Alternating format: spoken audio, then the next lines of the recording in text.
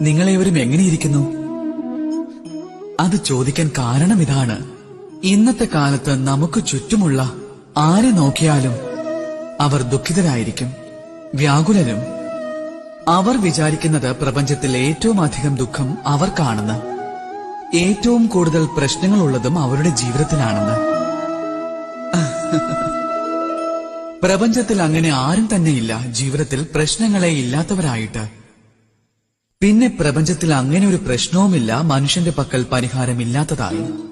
പക്ഷേ അതിനുള്ള പ്രതിവിധി കണ്ടെത്തുവാൻ സ്വന്തം മനഃശക്തിയെ സ്വരൂപിച്ച് ജീവിതത്തിൽ മുന്നേറേണ്ടി വരുന്നതാണ്. സാഹസികതയിലൂടെ മുൻപോട്ട് പോകണം. എന്നാൽ ചിലർ എന്താണ് ചെയ്യുന്നത്? സ്വന്തം തലയിൽ കൈവച്ച് ഏതെങ്കിലും ഒരു കോണിൽ ചെന്നിരുന്ന് നിരാശരായി സ്വന്തം വിധിയെ പഴിക്കുകയാണ്. പാടില്ല, അങ്ങനെ ഒരിക്കലും ചെയ്യരുത്.